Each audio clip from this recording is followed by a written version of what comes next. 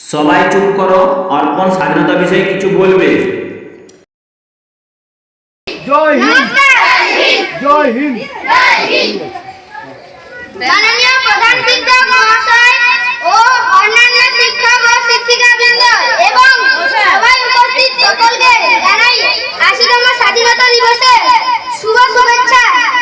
এরকম রাখো, কথা বলো। আজ ১৫ই আগস্ট, আজ আমাদের আনন্দের দিন, আজ আমাদের গর্বের দিন। কিন্তু জানো, এই স্বাধীনতা আমরা সহজভাবে পাইনি। এই স্বাধীনতার পর কোনো ফুলের পাপড়ি দিয়ে সাজানো ছিল না, তা তৈরি হয়েছিল শত শত শহীদের তাজা রক্ত আর জ্বলন্ত আত্মত্যাগে।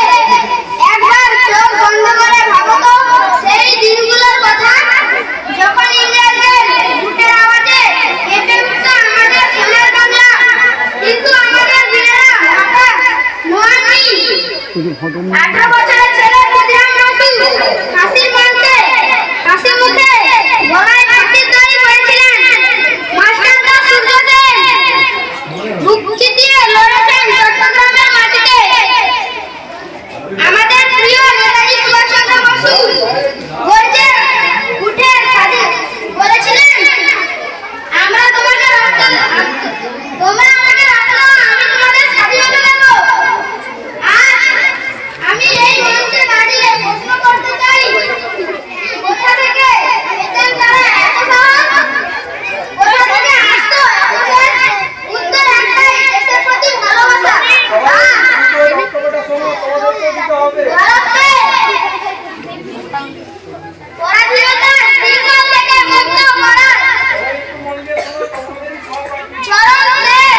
কিন্তু আজ এত বছর পর নিজেকে একটা প্রশ্ন করো তো, আমরা কি সত্যি স্বাধীনতাকে ধরে রাখতে পারছি? যখন দেখি আমরা দেশের কোনো শিশু খাদ্যের অভাবে কান্নাকাটি করে, যখন দেখি রাস্তায় নোংরা আবর্জনা জমে থাকে, যখন দেখি আমরা নিজেদের মধ্যে ধর্ম আর জাতের নামে মারামারি করি, তখন কি সেই বীরেরা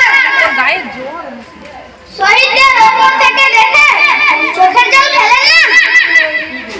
না, আমরা বীরদের এই রক্ত ঝরানো স্বাধীনতাকে এভাবে ব্যর্থ হতে দেব না।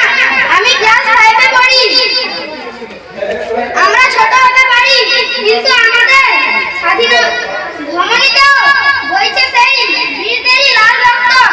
আজ শপথ নিচ্ছি, আমরা শুধু ইতিহাসে দেশের নাম মুখস্থ করব না, কাজে দেশকে সেরা করে তুলব। আমরা দুর্নীতি করব না, অশিক্ষার বিরুদ্ধে লড়ব আর পরিবেশকে পরিচ্ছন্ন রাখব। ভারতকে বিশ্বমঞ্চে সোনার পাখি বানিয়ে ছাড়ব।